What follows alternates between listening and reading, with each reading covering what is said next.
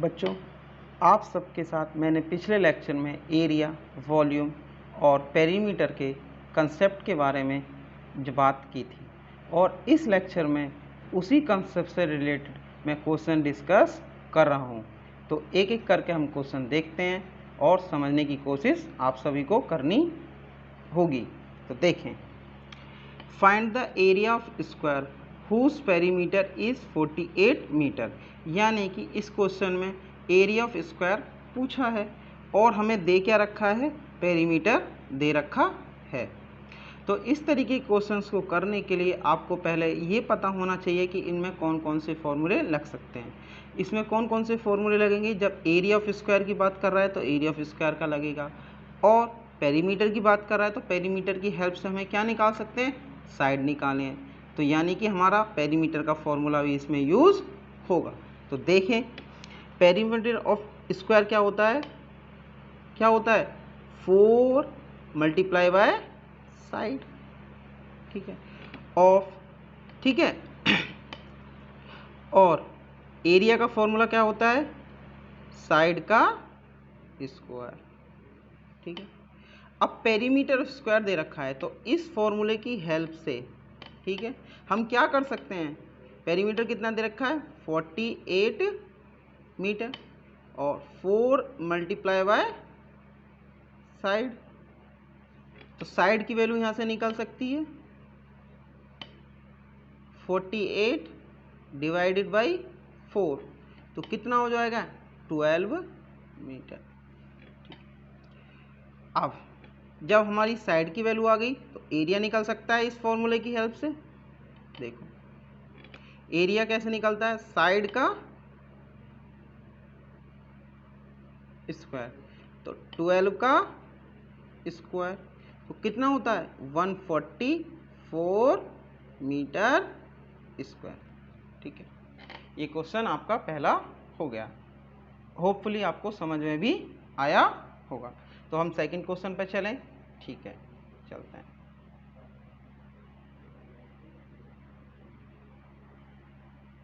ठीक, अब second question आपके पास है, देखो पढ़ते हैं। The dimension of wall are 20 metre, 12 metre, how many square shape tiles with 4 metre side will be required to cover the floor.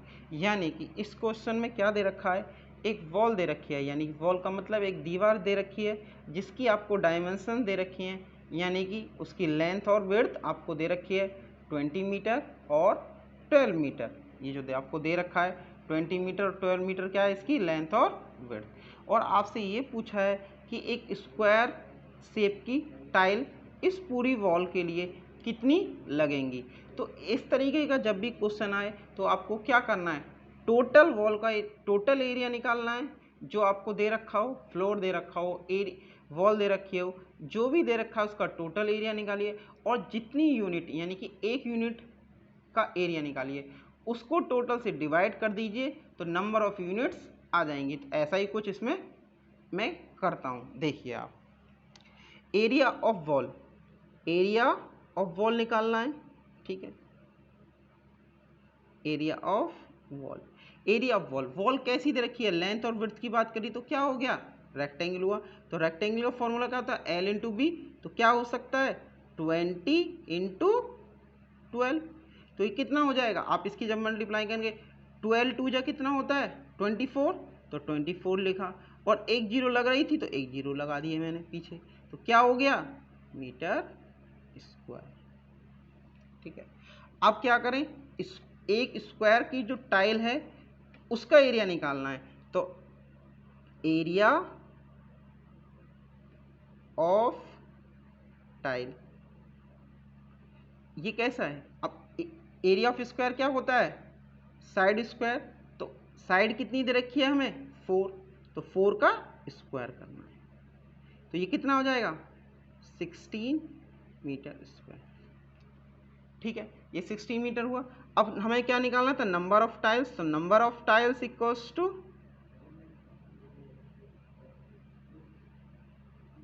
Number of tiles equals to total upon एक unit का area, total area कितना था 240 upon 16।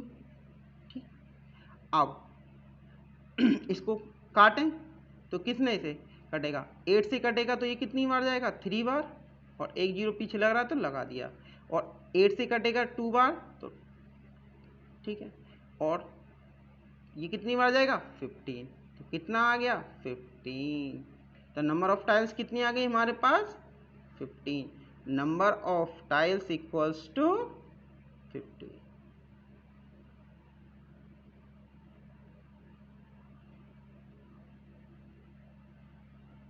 ठीक है, अब अगला question देखें। ठीक है, अगला क्वेश्चन देखते हैं। अगला क्वेश्चन देखिए, a fish tank width and height and length उसकी हमें दे रखी है। एक फिश टैंक जो है उसकी लेंथ दे रखी है, ब्रेथ दे रखी है और हाइट दे रखी है, जो कुछ इस प्रकार है। देखिए 40 centimetre, 60 centimetre, 50 centimetre respectively. It contains 50 litre of water, यानी कि उसमें कितना पानी है 50 लीटर वाटर वो उसमें ऑलरेडी है। How much water is needed to completely filled, यानी कि उसमें ये पूछा गया है कि इसको पूरा भरने के लिए और कितना पानी की ज़रूरत पड़ेगी। अब मैं आपको क्वेश्चन समझाता हूँ, एक बार दोबारा से समझने की कोशिश करना। कि एक फिश टैंक दे रखा है जिसकी लेंथ दे रखी है, विड्थ दे रखी है और हाइट दे रखी है, यानी कि LBS तीनों चीज़ दे रखी हैं, और उसमें फिर पूछा है कि कितना पानी इसको ज़रूरत है भरने के लिए पूरा, अगर इसमें 50 लीटर पानी पहले से ही मौजूद है। तो हमें पहले क्या निकालना पड़ेगा, इस टैंक का वॉल्यूम निकालना पड़ेगा। तो वॉल्यूम ऑफ टैंक कैसे निकालेंगे, वॉल्यूम ऑफ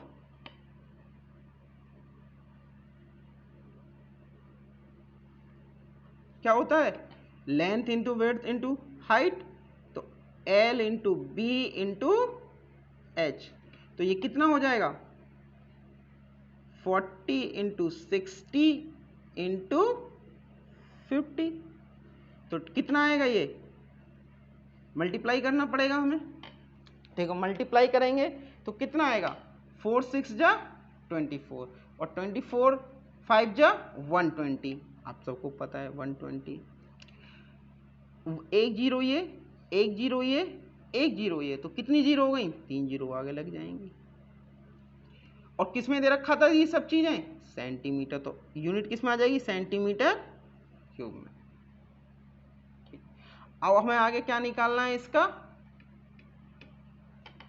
लीटर में वॉल्यूम निकालना है। और वो हम कैसे निकालेंगे, हम सबको पता होना चाहिए कि 1 लीटर में कितना सेंटीमीटर क्यूब पानी आता है।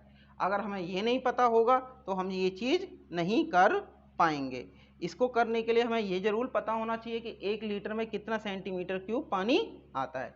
तो देखिए 1 लीटर इक्वल्स टू कितना पानी आएगा, 1000 सेंटीमीटर क्यूब। अब ये दे रखा है 1000, ये हमारा किस में आया था, सेंटीमीटर क्यूब में, तो हम सेंटीमीटर को सेंटीमीटर क्यूब के नीचे लिखें 1 2 0 0 0 0।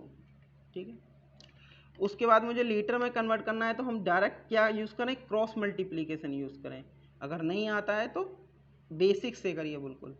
ठीक है, तो क्वेश्चन मार्क इक्वल्स टू क्या हो जाएगा, ये मल्टीप्लाई ये डिवाइड में क्या आएगा ये, तो हम ये लिख सकते हैं 1 2 0, फिर उसके आगे 3 0 अपॉन 1 के आगे 3 0। ठीक है, तो ये 3 0 एक दूसरे से क्या है, तो कितना बचेगा 120, किस में आ गया ये, लीटर। ठीक है, 120 लीटर आ गया। जब ये 120 लीटर आ गया और हमें कितना पहले से ही भरा हुआ था 50 लीटर, जब पहले से 50 लीटर भरा हुआ है तो 50 लीटर इसमें से माइनस करना पड़ेगा, तो कितनी रिक्वायर्ड होगी, 70 लीटर की रिक्वायरमेंट होगी हमें। और ठीक है, और यही इस क्वेश्चन का आंसर है। अब अगला क्वेश्चन देखते हैं, ये क्वेश्चन। ठीक है, अगला क्वेश्चन देखते हैं।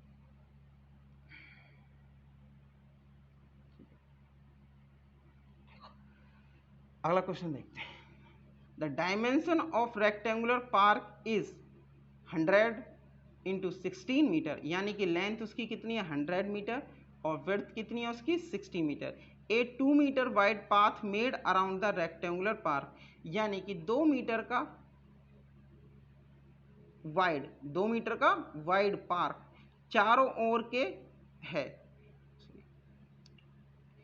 क्वेश्चन नंबर 4 देखते हैं, ठीक है, जिसमें कि हमें क्या दे रखा है, एक पार्क दे रखा है और उसकी क्या दे रखी है, डायमेंशंस दे रखी हैं 100 मीटर और 60 मीटर, ठीक है।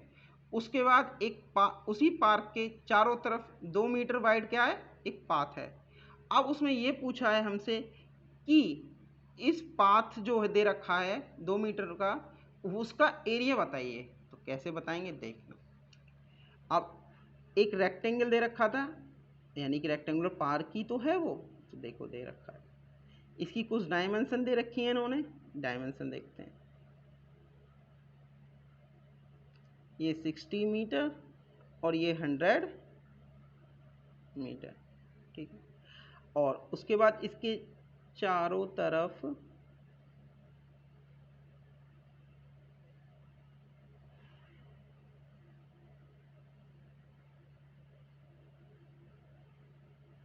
दो मीटर वाइड क्या दे रखा है, पाथ दे रखा है या रास्ता दे रखा है। तो जब ये 2 मीटर होगा, 2 मीटर इधर भी होगा, 2 मीटर इधर होगा, तो ये टोटल कितना हो जाएगा 104।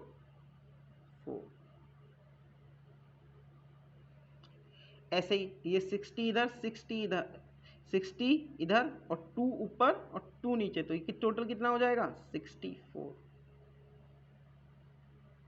और अगर हमें इस बड़े वाली जो डायमेंशन आई हैं, अगर इसमें से छोटी वाली डायमेंशन से जो एरिया आता है अगर उसको माइनस कर दें तो क्या है, हमारा पाथ का एरिया निकल जाएगा। तो देखें, हम लार्ज मान लेते हैं एक को और एक को क्या मान लेते हैं, स्मॉल। तो लार्ज क्या है 104 मल्टीप्लाई बाय कितना 64। अब इनकी मल्टीप्लाई करोगे तो क्या आएगा, डायरेक्ट करोगे इसका जो मल्टीप्लाई करेंगे तो क्या आएगा 6656 किस में आएगा, मीटर स्क्वायर, ठीक। और स्मॉल का करेंगे तो कितना आएगा 100 मल्टीप्लाई बाय 60, तो ये कितना आएगा 6000, तो कितना, ठीक। और इन दोनों का डिफरेंस ही क्या है, पाथ एरिया इक्वल टू कितना हो जाएगा, लार्ज माइनस स्मॉल एरिया। तो क्या है 6656 माइनस 6000, तो कितना हो जाएगा ये बोलो 656 मीटर स्क्वायर, ठीक है। यानी कि 656 या 656 मीटर स्क्वायर इसका एरिया आएगा, ठीक है। अगला क्वेश्चन पे चलें। अब अगले क्वेश्चन की बात करते हैं। If each side of square will be doubled then find out इस पेरीमीटर, यानी कि इस क्वेश्चन में बोल रखा है कि अगर किसी स्क्वायर की साइड को डबल कर दिया जाए तो उसके पेरीमीटर पे क्या फ़र्क पड़ेगा। अगर साइड अगर मैं मान लिया कुछ भी मान लिया, साइड इक्वल्स टू यूनिट से निकालते हैं तो 1 माना मैंने, और उसको डबल करना है तो साइड इक्वल्स टू कितना मान लिया मैंने, इसमें इधर 2 मान लिया। अब साइड माना, इसका डबल कर दिया, ठीक है, यही तो करा मैंने, डबल कर दिया साइड को, ठीक। और उसके बाद पेरीमीटर पर क्या फ़र्क पड़ेगा यही तो पूछा है, तो वो बताता हूँ आपको कैसे होता है। देखो पेरीमीटर पर क्या फ़र्क पड़ेगा, पेरीमीटर इक्वल्स टू क्या होता है 4 इंटू साइड, तो 4 मल्टीप्लाई बाई साइड, तो 4 इंटू 1 तो 4 आएगा। और इधर का पेरीमीटर कितना आएगा 4 इंटू साइड, इधर भी होगा, तो ये कितना हो जाएगा 4 इंटू 2, तो ये कितना हो जाएगा 8, तो ये कितना फर्क पड़ा 2 टाइम्स हो गया,